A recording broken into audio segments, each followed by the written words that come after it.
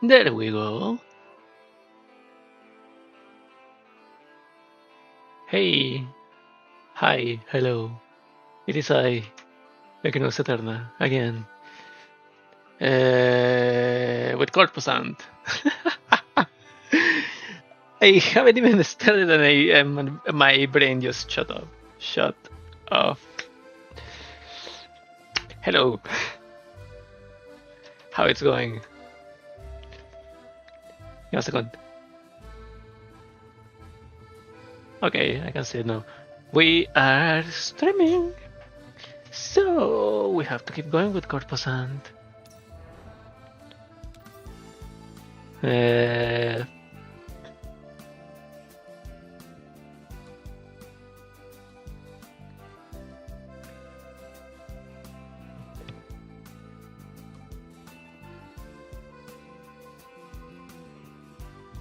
Okay, now we're ready. Blah, blah, blah, blah, blah. Today it was tiring. I had to. I forgot the word, but it's. I have to move some wardrobes, and my back is killing me.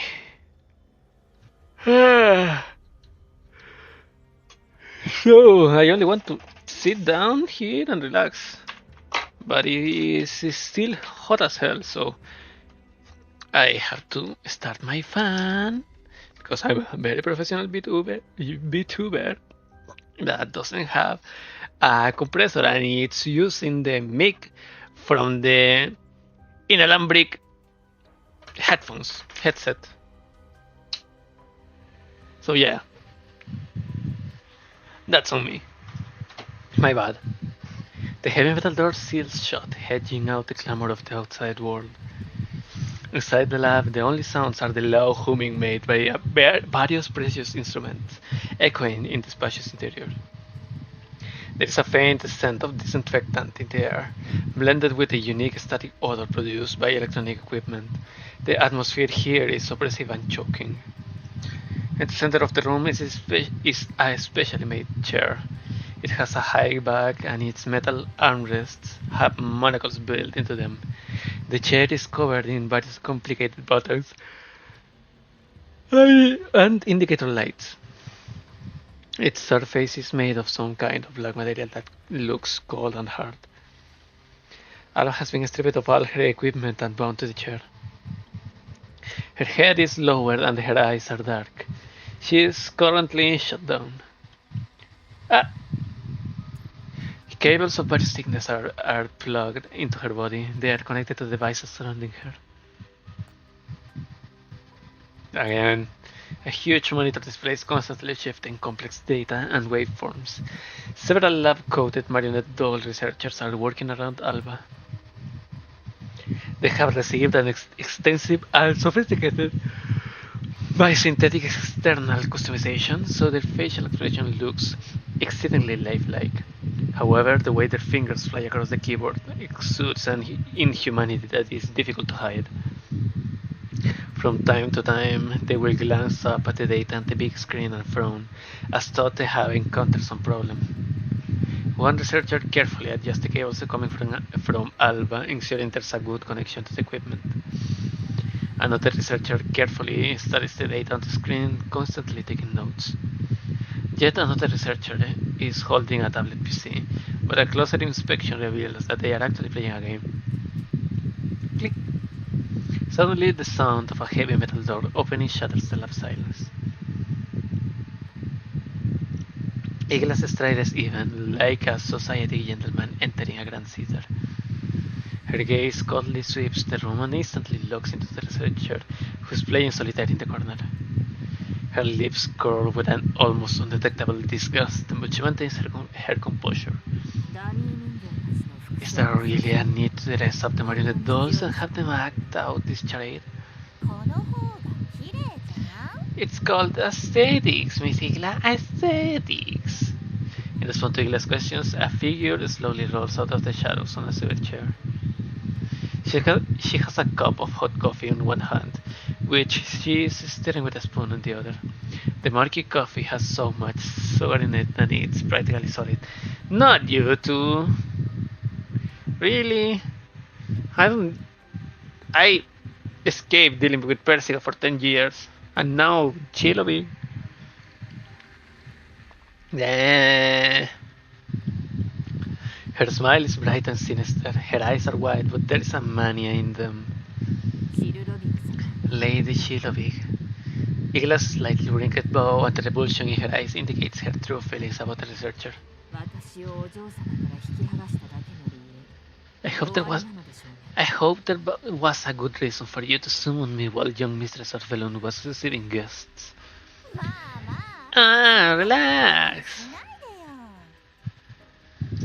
Chilovic tilts her head back and finishes the coffee in one gulp, then spits it all all back out. Really? That was awful. What is the meaning of this? I wanted to try and live like my idol in order to spark some inspiration. However, I'm bad with seed stuff. Persica, this is your fault! Oh yeah, clean it up, Yanni. Marionette doll steps in from the sidelines and cleans up the floor. Shellbeck chuckles and puts the sediment-filled mug back on her table, then kicks off the ground to set her spinning chair revolving until she gets dizzy. You are free to enjoy your personal amusements. But the reason why I rushed upon receiving the news was to obtain results, not appreciate your aesthetics. The young mistress is entertaining important guests, and I cannot be away for long. Despite Igla's polite tone, the annoyance in her eyes is growing. She walks slowly to the center of the lab. Her gaze locks onto the bound Alva like she's inspecting an exquisite but flawed work of art. Yeah, let's lighten up, Miss Igla. Did you know? The way you frown reminds me of when my kitty at home gets mad. Do you have a cat at home? Chilovic laughs in a melodramatic way and even jumps out of her chair, hopping and skipping over to Igla and making a kitty goes claw gesture at Igla. Your sense of humor is as striking as ever. Get to the point, I need to return to the young mistress side. Young mistress this, Oyo-sama that, every other word out of your mouth is about Orphelune. I'm so yelly.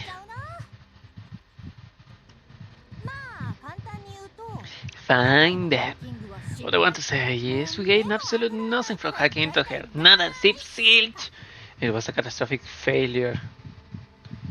Chilovic's tone suddenly switches to a theatrical depression. She collapses into her chair, face falling into a mask of exaggerated despair as she tilts her head back to gaze at the ceiling.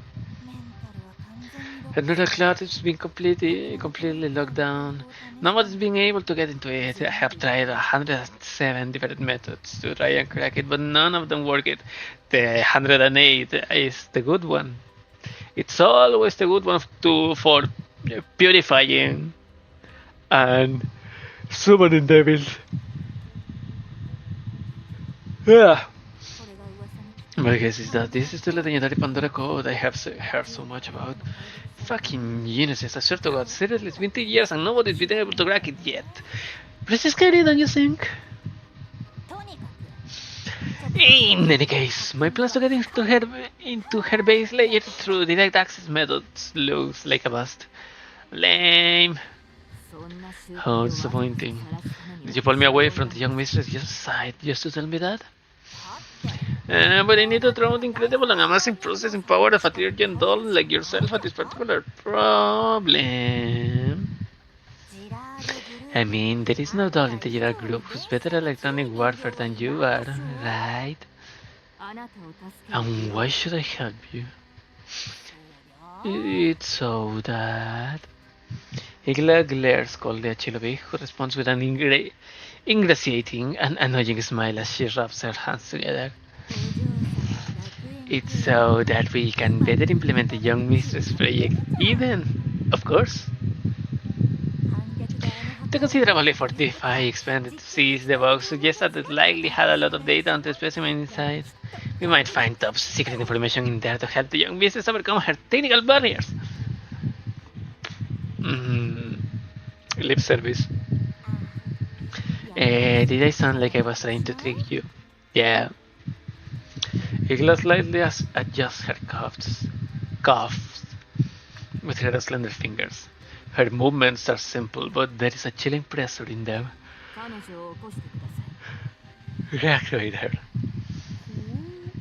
Ooh, are you sure you're doing this? Really sure? Chilabate's eyes lights up and suddenly coices up to Igla, a look of something resembling surprise on her face. It's not like whatever hidden agendas you might have can do me any harm. What's that supposed to mean? Of course the young mistress' well-being is my top priority. I just happen to be able to get a little something out of it too. Igla does not answer her. She only unreels a cable from her own access port. Be careful when hacking her. If you fail to break through her barriers, you probably self-destruct on the spot. And that would be game over. Focus on your work, Lady Chilavig.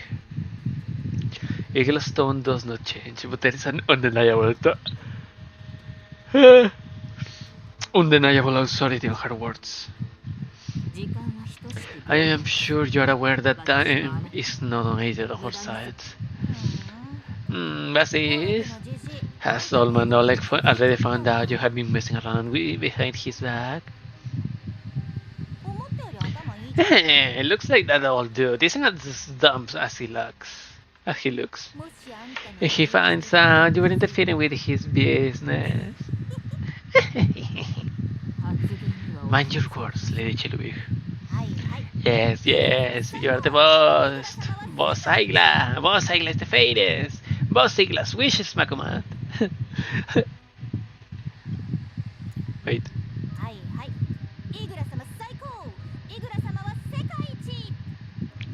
Igla-sama was psycho! Igla-sama was sekaiichi! Chilubeg bows in an over-the-top fashion to show that she's ready to cooperate, and her eyes shine even brighter. In response to Chilubeg's acquiescence, the marionette dolls dressed up as humans began moving without a command as though they had been suddenly infused with life force. Their movements are mechanical and precise, with no hesitation or delays. They follow procedures meticulously. The click of switches and the humming of machinery is like a prayer for resurrection. Electrical current flows through the cables plugged into Alva and into her entire body. She reflexively struggles and groans in pain. However, the bending switch secured her in place, leaving her unable to move. The awakening process takes some time. After a while, Alva slowly opens her eyes. Her blurry vision is slowly focusing into clarity. After surveying her unfamiliar surroundings, she turns to the marionette dolls. Now frozen in place, their earlier flurry of movement replaced by vacancy stares fixed on her. She does not catch the silhouette of Chilavik. Instead, her gaze goes straight to Igla. Upon seeing her, Alba suddenly relaxes and smiles. Igla raises an eyebrow almost imperceptibly. That is her sole expression of surprise. She gracefully adjusts her jacket and slowly walks up to Alba, a look of calm judgment in her eyes. I have to admit, your response was rather unexpected. May I ask what amuses you so? I'm smiling because you're completely out of options. Alba's tone is calm but with an undercurrent of mockery in it. You have already tried to hack my base layer, haven't you? And if you succeeded, you wouldn't have powered me back on. Igla's eyes flashed coldly.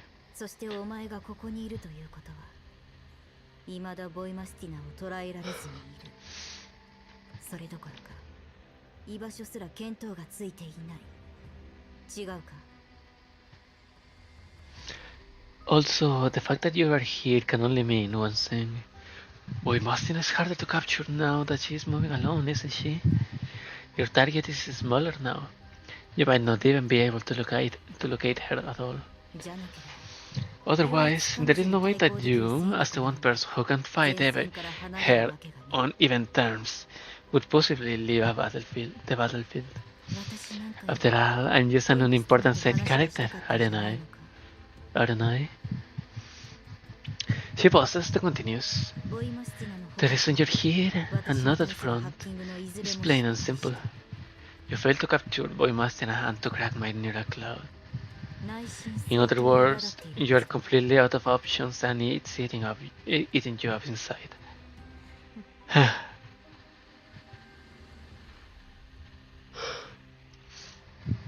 Igla chuckles. Her laughter is elegant and melodious, but cold as ice.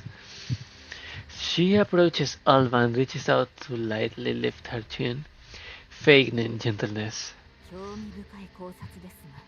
Your powers of observation is surprise, but you are jumping to conclusions. Trying to anger your opposition is not wise, especially given your current situation. What I can do to you far exceeds what you can imagine. Oh, is this when the fun part begins? Chilbait has moved behind Alva at some point. She claps excitedly, a twisted glee twinkling in her eyes. Oh, Albochka. Albochka, did you know? Miss Igla might look as meek as milk, but there's no limit to how far she'll go to get the job done. I'm actually kind of curious as to just what she will do to you. Will you cry and leak snot everywhere? Will you scream and beg for mercy? Or will you just get mad and have a psychotic breakdown on the spot? You. Alva's composure shows its fierce crack upon noticing Chilovik's presence. Aren't you supposed to be dead? That's the least of your worries right now, my dear. Chilovik's voice is filled with a childlike curiosity and excitement. She bends down and speaks into Alva's ear, but she does not whisper, ensuring that Igla can hear her too.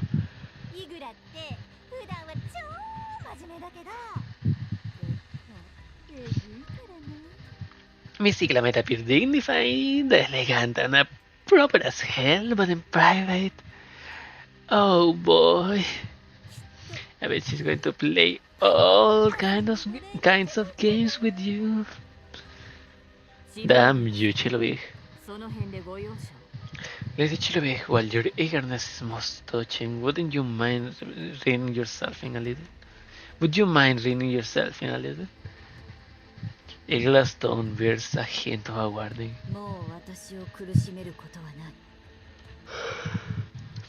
Believe me, you could not even begin to inflict the kind of suffering I have already been through.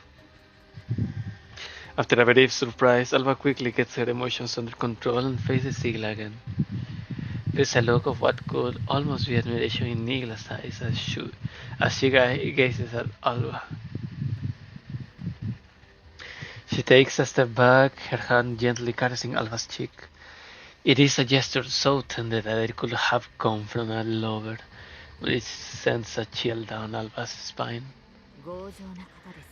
Your resilience is most admirable. However, I have no intention of trying to undo your past. Instead, I'm curious. When your partner was freed by your departure, do you feel something like relief? After all, you were always the milestone around her neck, were you not? Alva's only response is a scornful smile. For some reason, this smile ignites a nameless flame in Igla's neural cloud. She turns away and addresses Chilovik in a voice that allows no refusal. I think we can go straight to the final phase for her. Wow! Right to the main course then! Chilovik rubs her hand together in excitement. I can't wait to see what her Nera Cloud is like. It's an intriguing little box, a patch of the sky, maybe a labyrinth.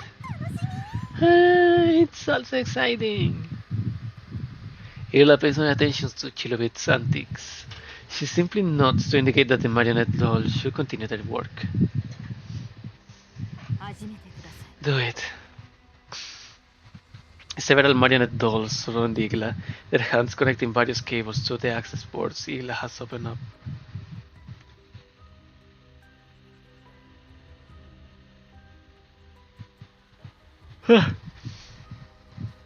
A massive amount of signal floods through into Alva's mind, blocking out her vision. Alva struggles in the darkness with all her might, but she can break free of the bonds which hold her.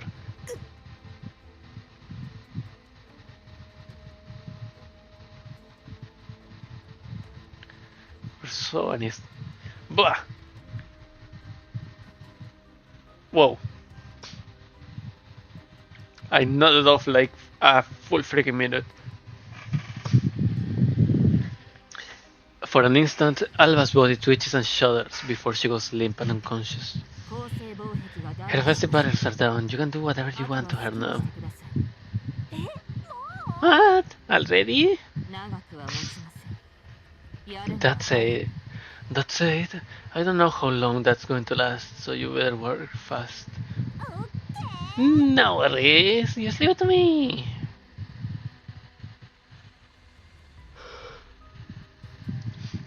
Chilobe gleefully waves her hands. Her eyes are practically shining as she approaches.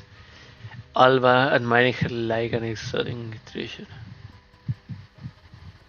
Eyes on the prize.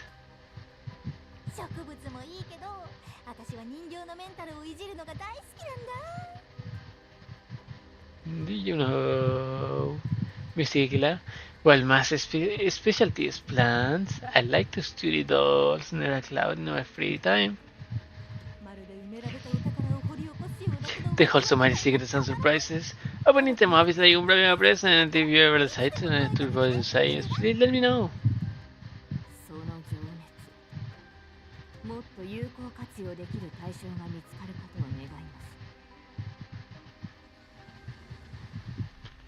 I think I really need a little something. Give me a second.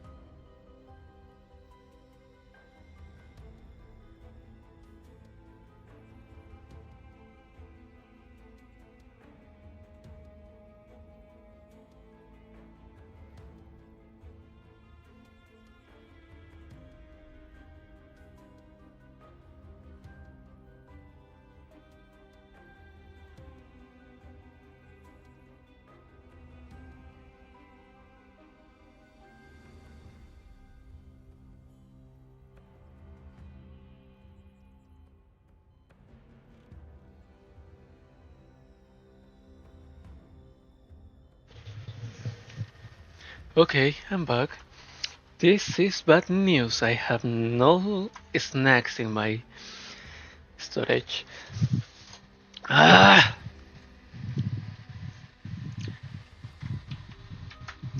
try to survive.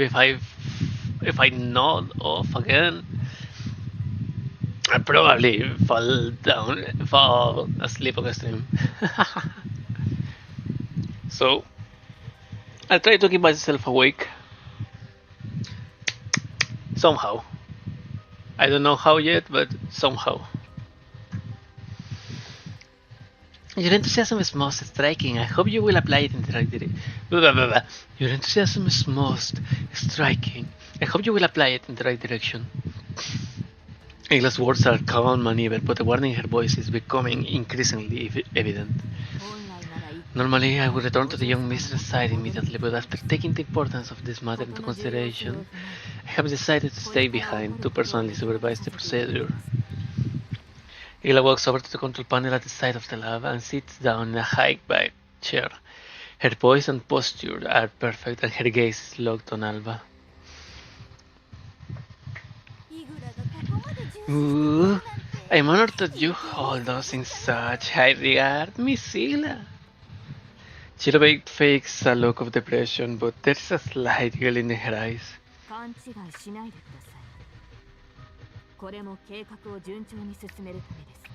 Do not misunderstand me, Lady Chirobate. I am simply ensuring that everything is going according to plan. After all, I have some concerns about your work. Oh, ye of little faith, Miss Ayla. Chirobate makes a show of pouting before a fanatical smile spreads across her face. Naturally, she's going to take good care of this new toy of hers. In fact, she has a special dream ready for Alva. I look forward to seeing your results.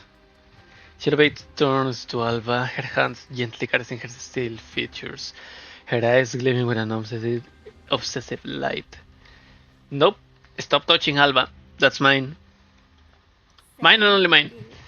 Alright, now then, how should I play with a new toy? With my new toy?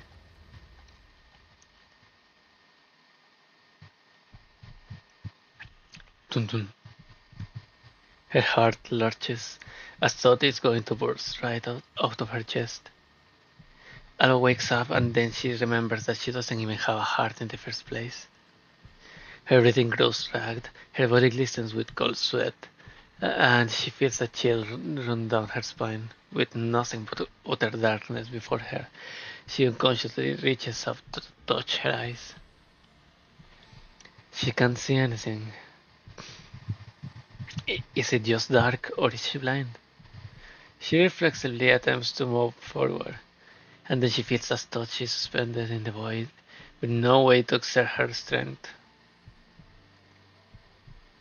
Alva realizes that she's being hacked at this point, and the moment she realizes that, the surroundings suddenly fill with a burst of noise and that approaches her rapidly as Todd is locked onto Salva's presence and is closing in on her. Ah, shit! Flashbang! As the terrifying sound draws closer, a blinding light suddenly appears before Alva.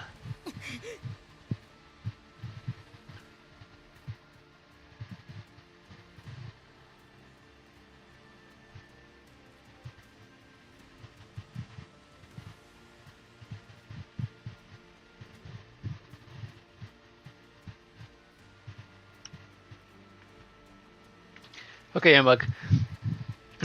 She reflexively reaches a hand to block it, but in the next moment, the true extent of the bone-shearing side and around her becomes apparent. What the fuck? And thousands of elites are rushing her like a flood, the horde extending as far as her eyes can see, an exotic and nauseating stench.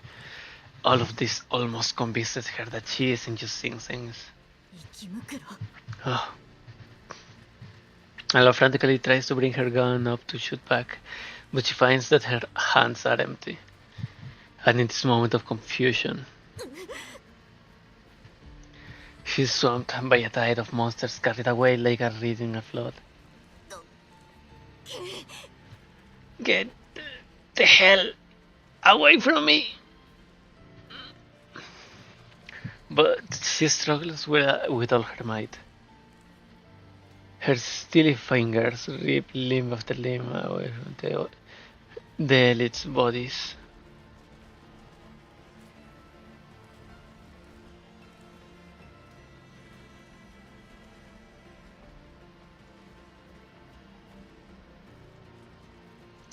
However, the endless tide of elites feel no pain until they eventually gain the upper hand.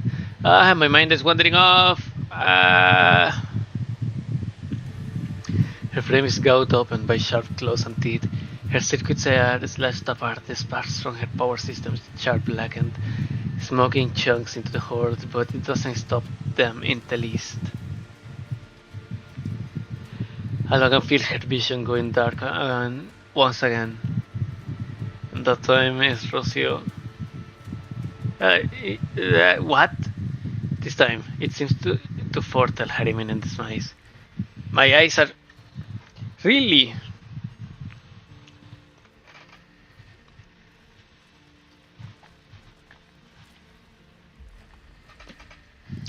I truly don't know what's going on. Am I too tired? Give me a second. I'm going with you this time, so... let me check if there's something that I can find to snack on. Something sweet or goodly salty, so you can wake me up.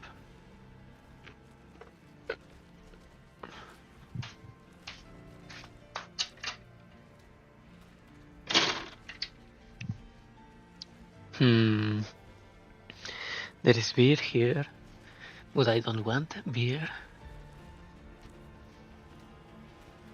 I can see chocolate. A chocolate cookie.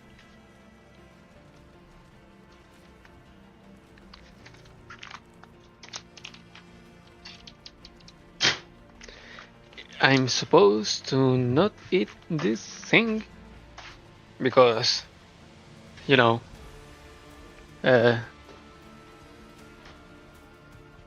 not diet, but controlling what I eat and all that. But I want to stream. I want to keep myself awake, so chocolate cookie. Frac B cappuccino. Just like me. ASMR.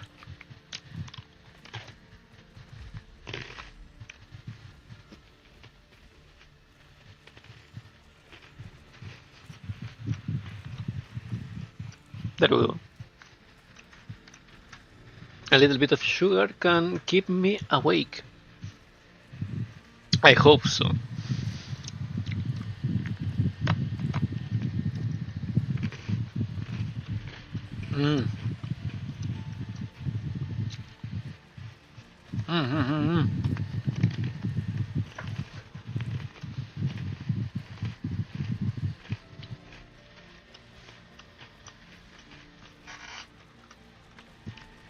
I hope it's enough.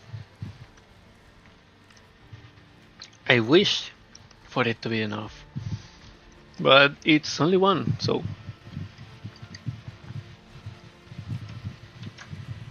I won't know until I keep going. This time it seems to foretell her imminent demise. Her limbs are slowly running out of strength.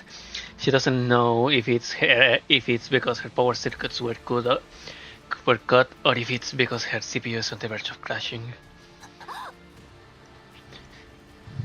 She opens her mouth, but she can't make a sound. The creatures bury her in the abyss. She doesn't feel pain, only a growing fatigue. She's getting a little tired. Hey, N94! Get a hold of yourself! Just as Alva is about to doze off, a mighty force suddenly grabs her arm and pulls her out of the elite horde. Before she can react, she hears the sound of a gun cocking above her head. Right after that, she feels her AN-94 thrust into her hands like a fire poker. Fire poker? She stares in disbelief at the person who handed it to her.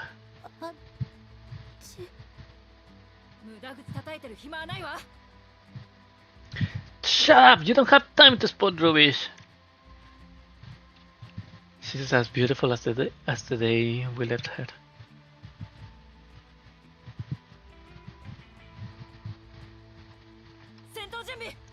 Get ready to fight! Get ready to fight! That's better. Get ready to fight! My voice is not voicing very good today. So yeah. But it's thick fog. Range is reduced by 3 tiles. Oh no. That's no good.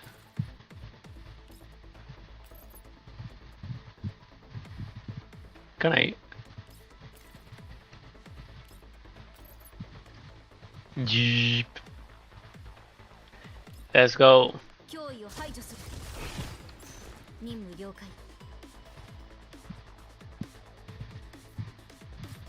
Can I? Nope.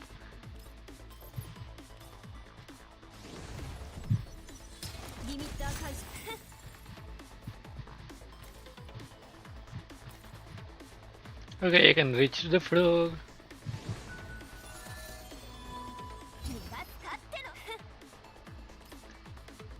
And there's 2 crocodiles.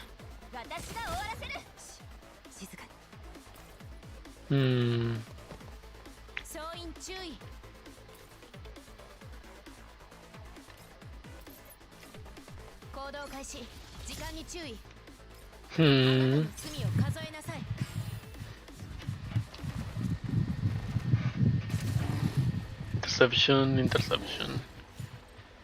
Next.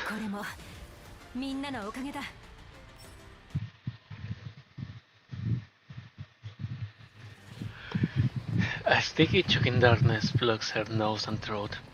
It's disgusting, but she can't even throw up. This is the only thing Alva can feel right now. It's as though she's drawn in a huge swamp, unable to breathe or move. Roars slam into her eyes, accompanied by the nauseating sounds of chewing. They are elites. These aren't the usual elites creatures, but human-based infected, surging toward her like a flood. Alva has never seen such a variety of elites before. Yet, the monster before her eyes take all kinds of forms. Some look like beasts, others resemble insects. Still, more appear a human, but all of them radiate the same terrifying presence. Their claws can easily rend a doll's armor, so Alva fights back with her might. Her guns spewing fire and bringing down one enemy after another.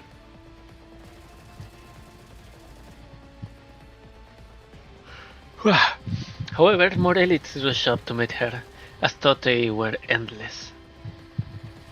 Alva can feel her bullet hitting them, even smell the charred odor in the air. However, these monsters appear to know no fatigue or pain. There are far too many of them. A powerful sense of helplessness fills Alva's inner cloud, a profound realization that nothing she does matter, driving her to lower her gun. What are you doing, 94? Keep shooting! At the sound of sharp rebuke behind her, her frame shudders as she frantically reloads and starts shooting once again. Stick out this wave and we'll withdraw together. I already have charge sets, so make sure you move fast. Angie emerges from behind her cover, and it is then that Alva sees her fully. Her hair is tied up, and she is barking orders while firing her gun. In other words, she is just the same as she used to be. After emptying her last magazine, she throws her weapon at the oncoming tide before punching Alva on the shoulder and yelling at her. 94, with me! Angie retreats and Alva immediately follows her. Angie pulls out a detonator and tosses it to Alva, and the elite horde has already swamped their previous position. Blow the hell to hell, 94. Alva presses the detonator without hesitation, and an explosion erupts. A wave of searing heat washes over her from behind and sends the surrounding sand and dust flying. At this point, Alva finally sees that this is an old train station and Ange is leading her deeper inside it. よくやったわ。 Well done, 94. もう安全かしら。 You think we're safe? Ange and Alva run over to the platform. The rail lines extend as far as her eyes can see in either direction, but there are no train carriages within the station. The place where the train should be instead is full of monsters, their eyes filled with savagery. They emit low growls as they slowly begin to close in. まだのよね。 Looks like I spoke too soon. 94。 94, what's your ammo situation like? Alva looks down at her weapon. All she has left is the final magazine that's already loaded into her rifle. Meanwhile, Anke pulls out the MP443 at her waist and her combat knife before smiling bitterly at Alva. 列車が駅に着くまで。 Looks like we'll need to hang out in there until the train arrives. It's going to be a hard fight. 一緒に生き残るわよ。 So let's get ready for it, 94. We need to survive this.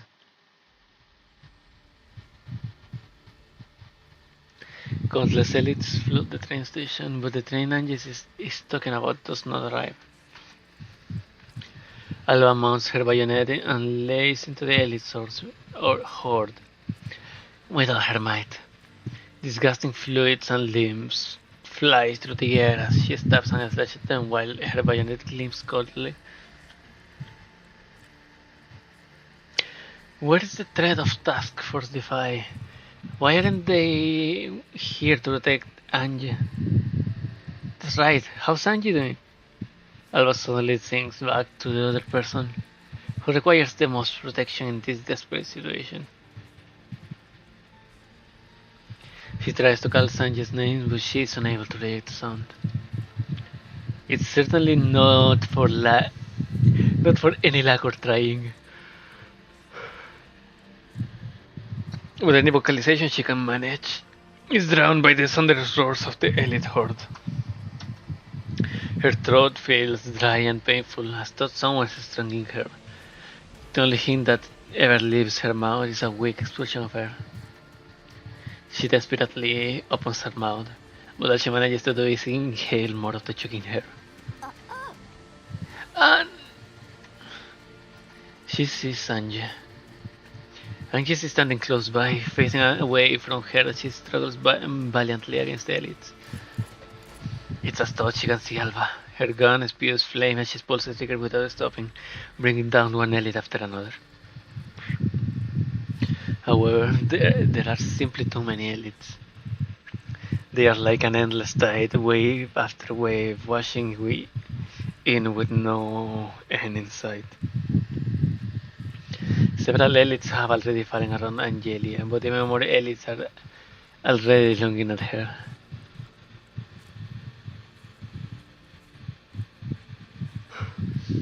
One of them pounces from behind, its sharp claw sticking her exposed back. Angelia might not remember it. Wait, what?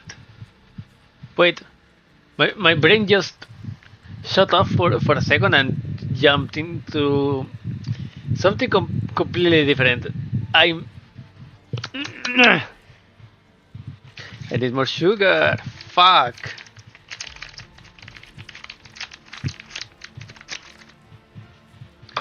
Wait for me. Hum.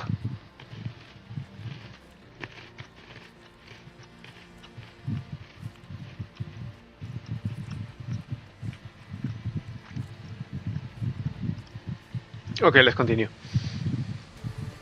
Angelia nimbly bites it, but another elite charges her from the side. She opens fire and kills that elite, but even more rush up and surround her. Angelia's movements begin to slow down and the gun in her hand looks open or an empty chamber. For all her strength of will and extensive training, she is ultimately only a human being. Her body bears several wounds and flesh blood oozes from them. I don't want to rush over, but the elite have already surrounded her as well, to the point where she can even take a step forward. Anje! Anje! All she can do is watch the horse swallow up Anje, powerless to help. This powerlessness is very familiar. A huge elite throws itself at Anje and knocks her to the ground. Alva reflexively reaches for the gun at her waist, but her hand finds nothing. At almost the same time, she sees Anje's pistol on the ground. It is the MP443 that has accompanied her for 10 years. Oh, she took Anje's gun. Anje tries to struggle to her feet, but the elite's sharp claws have already pierced deep into her body. Crimson blood stains her clothes instantly. It is a more visceral and shocking sight compared to how electronic components are exposed when a doll's synthetic skin is torn open. Crimson blood stains her clothes. And crashing out. Angie collapses to the ground, still struggling weakly. Alva can also see that she is looking at her. While her eyes are filled with pain and refusal to accept her fate, there is no fear of despair. Her lips are moving slightly as though she's trying to tell Alva something. However, Alva cannot make out what she's trying to say. All she can hear are the howls and roars of the monsters. Suddenly, Angelia pounds the ground and all the surrounding sounds vanish, as though Alva has gone deaf all of a sudden. The fallen Angelia suddenly kicks away the alien attacking her and shouts at Alva. In a world of silence, her voice is clear and almost deafening. Alva! Board the train! What? Sound suddenly returns to the world. The elite's howls pierce the silence first. Then the urgent blare of a train horn as it thunders into the station. She can also hear a machine gun fire from behind her. The elites around her collapse to the ground. Ah! Ah! Ah! Jump scare! Ah! Fuck! Freaking hell! Ah, damn it.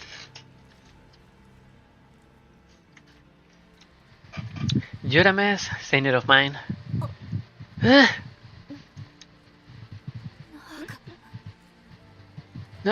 Nadia! The doll with the machine gun wings, but her weapon never stops firing, cutting down one mob of elites after another. Her smile is as mysterious as Alva remembers, but after learning the full truth, she realizes that there's something else behind the mystery. This isn't right. You are... Yes, I'm dead.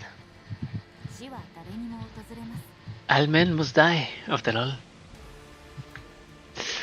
Ah! Damn you, RPK!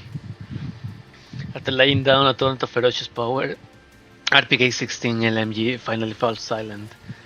She's out of ammunition. But dolls do not die. And neither will you, Alva. It's time you boarded the train. Boarded? All Alva feels is a stabbing pain in her neural cloud. It's as though she's forgotten something very important. The train brakes shriek as they engage, and it slowly grins to a halt amidst a spray of sparks. Then the door to its cabin suddenly flies open as though it were waiting for someone. Alva opens her mouth to ask what's going on, but she doesn't get the chance to say anything, because RPK-16 is still smiling, suddenly raises her hand and shoves her into the train.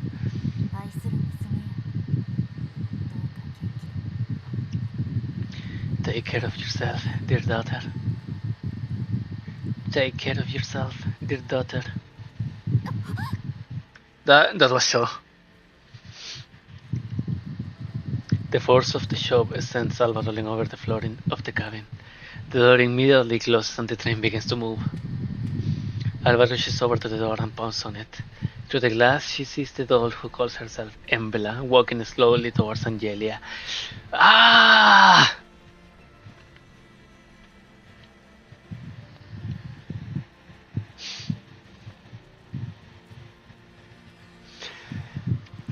Okay, now I am awake. Fuck.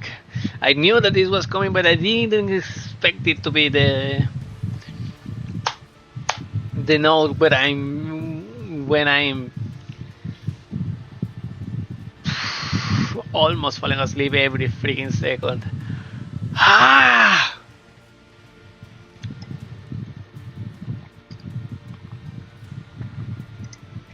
Ah. Alva rushes over to the door and pounds on it. Through the glass, she sees the doll who calls herself Embla walking slowly towards Angelia. It's not even Nadia, her PK. This is Embla with the Paradius body. Fuck. Meanwhile, more and more elites rush toward them, and soon they are buried beneath a tide of corpses. No matter how Alva shifts herself, she can see them. RPK! RPK!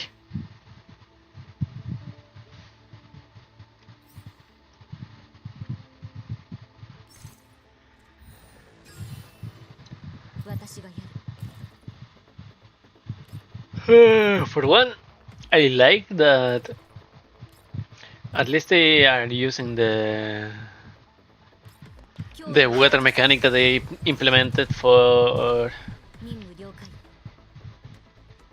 a Nosenborger event some months ago. They are using them for the main story events to at least make it feel like it's something different. Well, what can you do? I am not in Mega Team, so I can do nothing. Boom. 6 out of 9.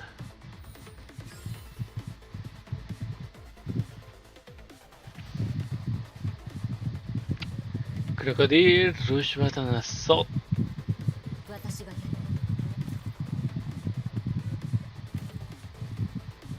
Can I reach? No, I cannot. Fuck.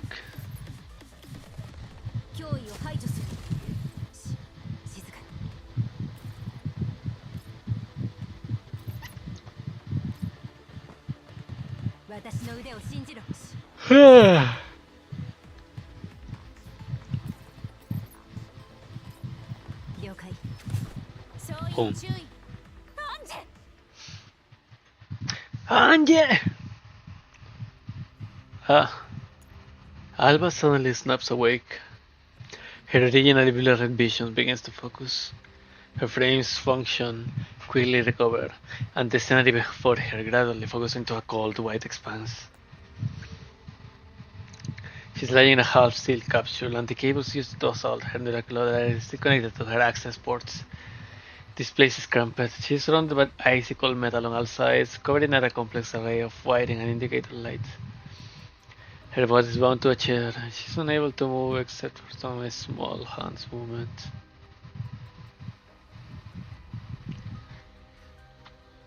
The capsule is filled with a quiet hum. Upon closer listening, it turns out to be the running noise of various pieces of equipment, which make her feel anxious and uneasy. A wave of dizziness washes over Alva, and she even feels the phantom pain of several limbs as simulated nociception signal assaults her neural cloud. The signals feel incredibly real, so real that she's actually experiencing a sense of weightlessness, as though her body no longer belongs to her. They have force activated all her biosynthetic sensory feedback links, so her experience during this enhanced interrogation session is as close to as human as possible.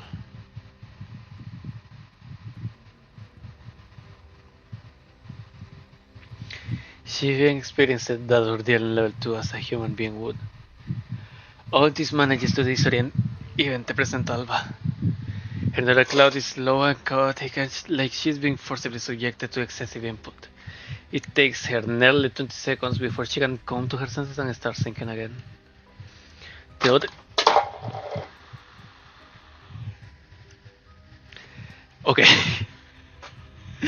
No, I knocked down the cookie. Fuck.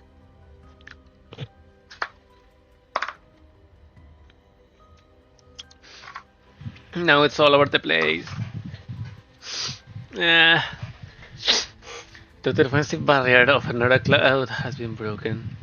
The position is now flooded her level 2 layer with huge amounts of sensory data, simulating human level torture into suffering in a final attempt to overwhelm her operating logic.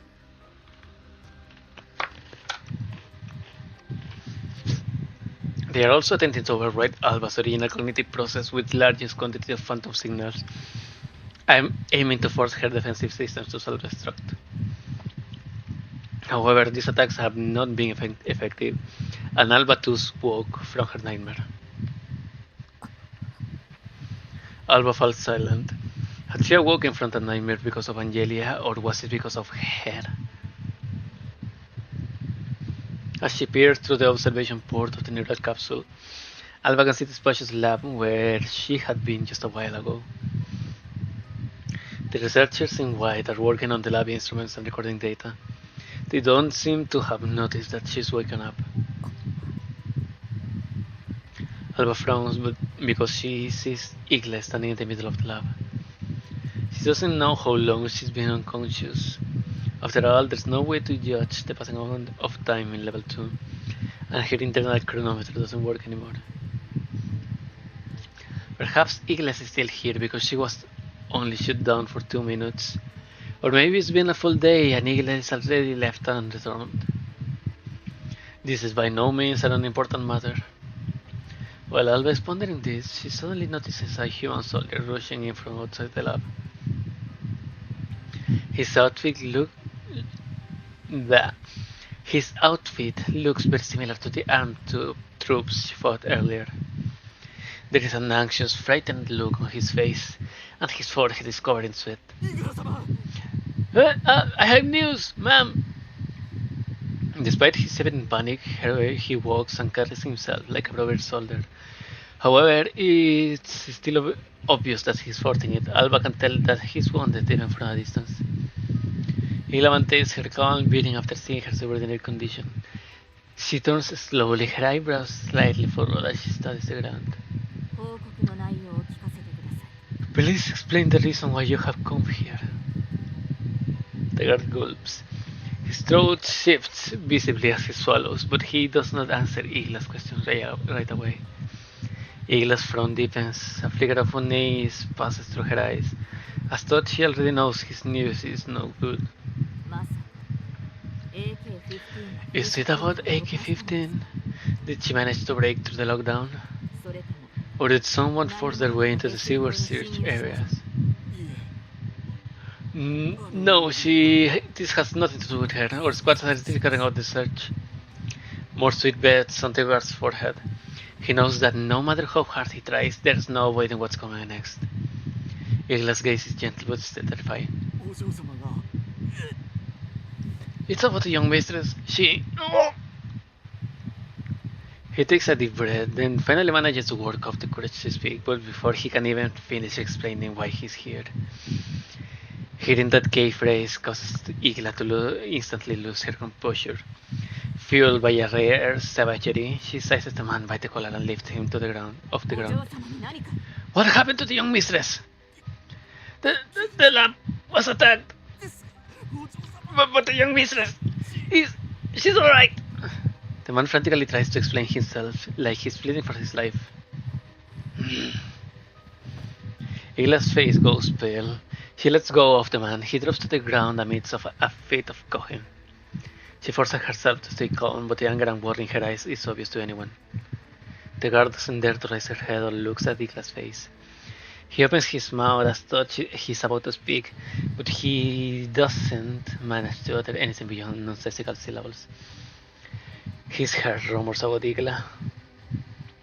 Just as the guard is teetering on the verge of panic, Igla suddenly reaches for the pistol at her waist. It looks like it's been custom-made and its gold-plated body shimmers with a faint blue light. She raises it with a blank expression on her face so fast that the guard can't even react to it. By the time the guard realizes what's going on, all he can do is close her eyes in resignation and despair. However, Hila defies everyone's expectations by turning and taking aim at Chiloviv, who's spinning lazily in her chair. Bah! She pulls the trigger. A fireball erupts from the gun's muzzle. Its primitive black powder prevalent belches a single smoke cloud. Ah! That word! Ah! Chilovit's face disintegrates into crimson mist. Its massive impact sending her entire body crashing to the ground. Let's go! She doesn't even manage to cry out. Her fingers twitch slightly and then she goes limp. Four smelling blood oozes from the hole in her head and makes a huge stain on the ground. The guard's eyes go wide as he covers his mouth, desperately fighting to urge to scream. It's not that he hasn't seen it before. In fact, he's personally created many corpses in the line of duty.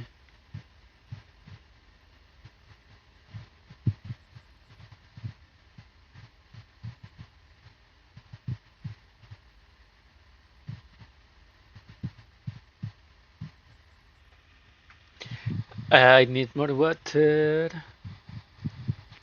It's not that he hasn't seen that people before. In fact, he personally created but right now he's terrified beyond the capacity for rational thought. Alva observes all this with a blank look on her face. Igla's action and ruthless and decisive, not surprising. Alva has already seen through Igla's true nature from the start. After Chilovic collapses, the marionette dolls milling around the lab, indistinguishable from human beings, all start to collapse lifelessly one after the other. Whoosh! Meanwhile, a device on the other side of the lab suddenly comes to life.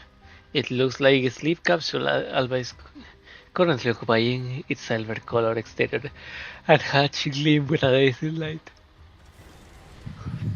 There's a burst of noise as machinery around rooms and gears engage. And then the capsule having slowly go down. The capsule hatch slowly opens, emitting a cloud of white vapor. Why is this happening to me? Why am I? It's nothing, literally disconnecting from reality for a second when I'm reading.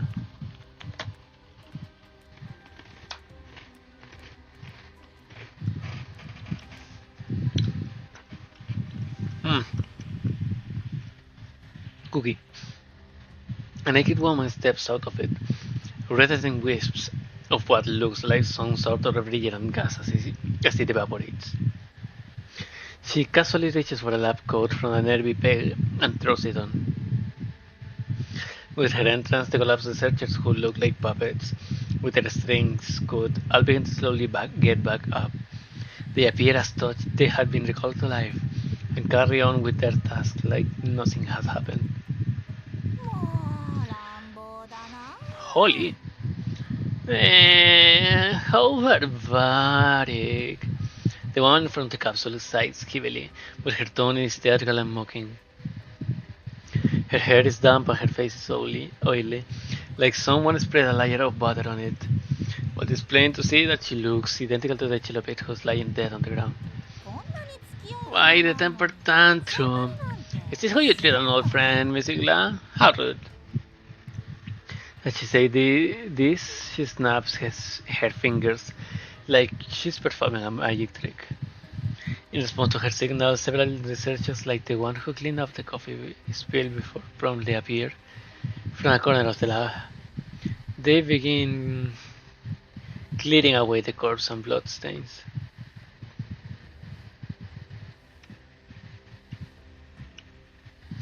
Their movements are swift and practiced, as though they have rehearsed this continuous times before.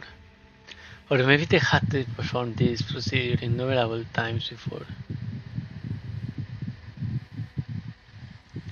After carrying the corpse away, moving up to the bed and relaxing back on the floor, everything's voila. Everything is back to how it originally was.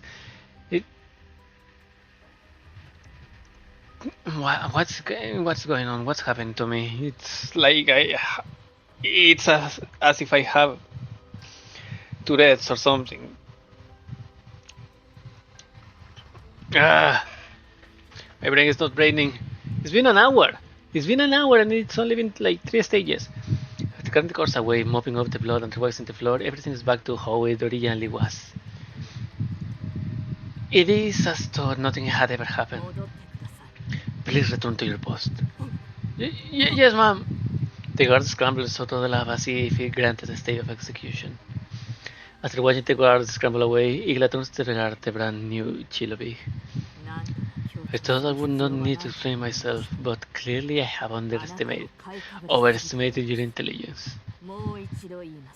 Don't forget, the only reason I am going along with your despicable schemes is for the sake of the Yard group and the young mistress. Aren't we a paragon of virtue? So how was that my fault? You think I sent people to attack the lab? I'm a scientist and I swear on the name of science that my brain is perfectly normal. Meanwhile, what ghost does putting a bullet through my head do for you anyway? You're always so violent, Miss England. No wonder Murphy thinks you're so strict. A wisp of smoke coils off from the barrel of Igla's gun as she takes aim at Chilobit again. Its muzzle strains squarely on Chilobit's head, and she looks like she might fire again at any time. However, Chilobit doesn't seem the least bit afraid of her. As she does, is shrugging mock innocence as madness twinkles in her eyes.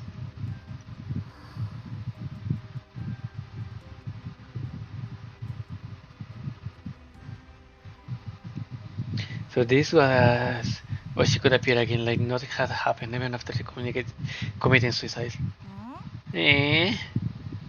Chilobit follows the gaze back towards its source and realizes that Alva is awake. She bats her eyelashes and opens her mouth in a parody of surprise, then tosses off a wink while smiling with a twisted playfulness.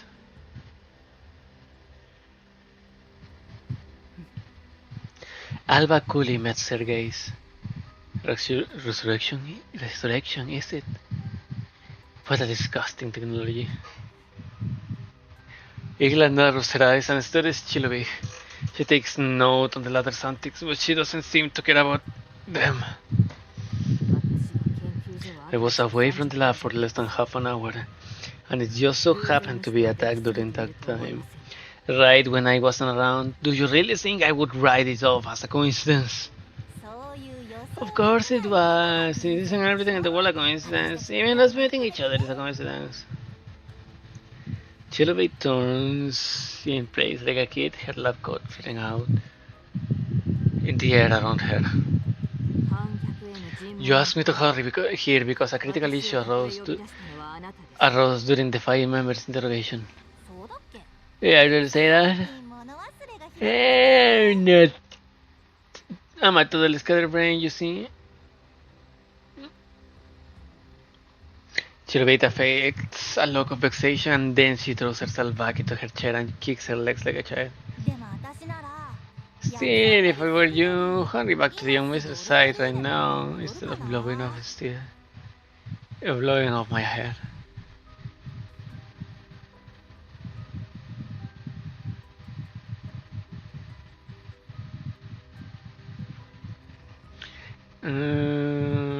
Blowing off my hair. Even if she's fine, she might be super scared. And besides, if Tucker comes back for another go, do you really think she might be as lucky next time around?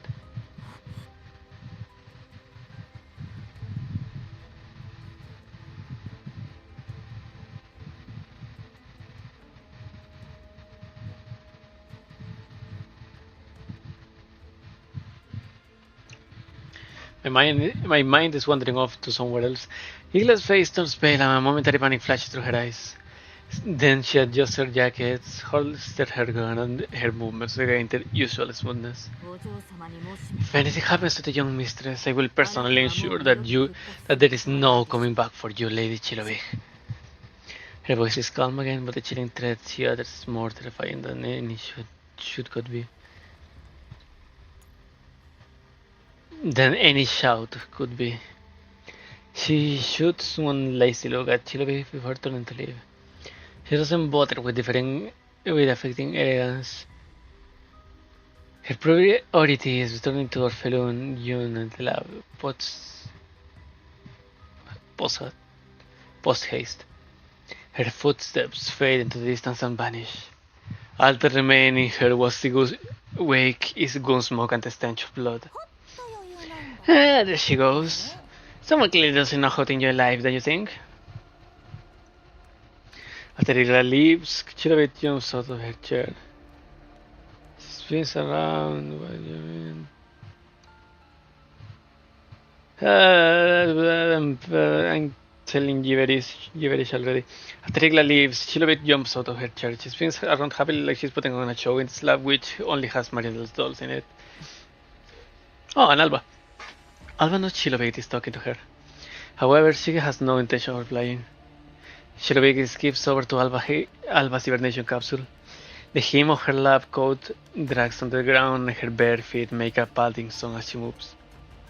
Like a curious child, she taps the observation window and cranes her head to peer at Alva inside the capsule.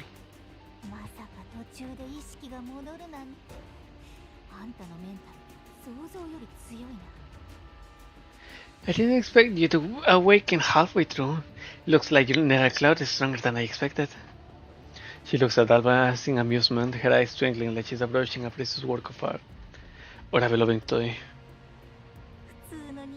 A normal doll's nether cloud would have been burned out in less than 3 seconds after being hooked up to her.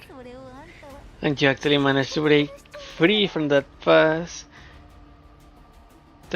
big, great torture program all by yourself.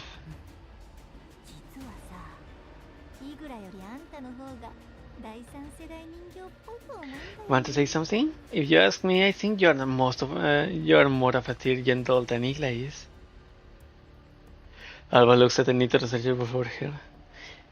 Her heart is filled with revulsion and weariness. She has no idea what this woman is up to.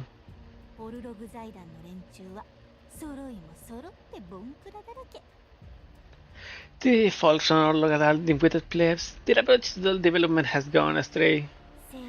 Each one of the developers is stronger than the last, but the nerd clothes get more childish with each generation.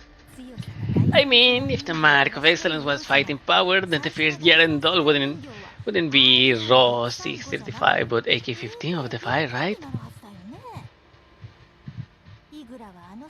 Igla got her girl crush on that war machine, but she never noticed that you are the real treasure of Task Force Defy. There's no doubt that Samantha Shaw is a genius. She spent most of her life devoted to developing military hardware, yet despite only being a newcomer to the doll field, she managed to create that Pandora. And you. I'm so jelly. Silhouette hears a theatrical sight, her face falling into gloom before brightening suddenly with a huge smile.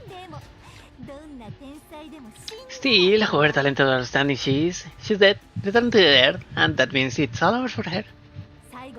The true winner is the one who survives to the end. Boom.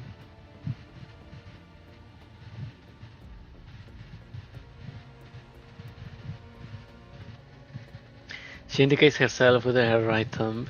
Despite her beaming silence, there's a frigid edge to it.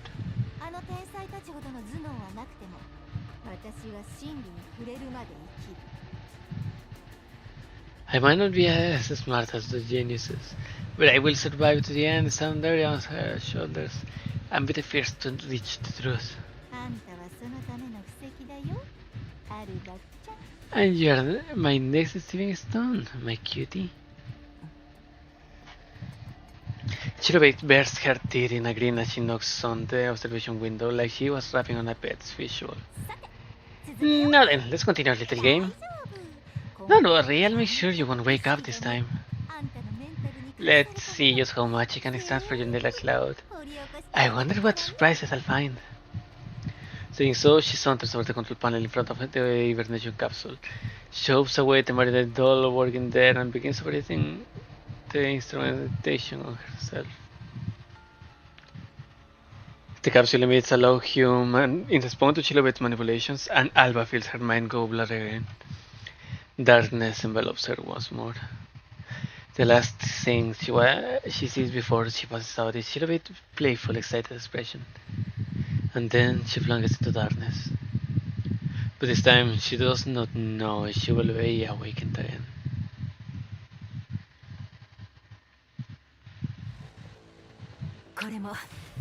Only 3 stages, but I almost fall asleep. 3 stages or 2? So we leave it here. It's been an hour and almost 10 minutes of those were me falling asleep. So stop here. Stop now. Let's continue other day. Next week is Boy Mastinan Part 3. So we have to continue. There. As much as we can. So for now, that's it. Corposant. Thank you for coming. Thank you for watching. Please subscribe, and I hope you come back next time. Having again of Eternals, and this is our goodbyes. That's it. Bye bye.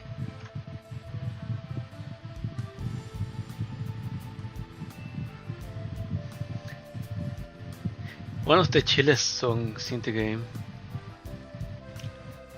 Nice. Okay. Now I go.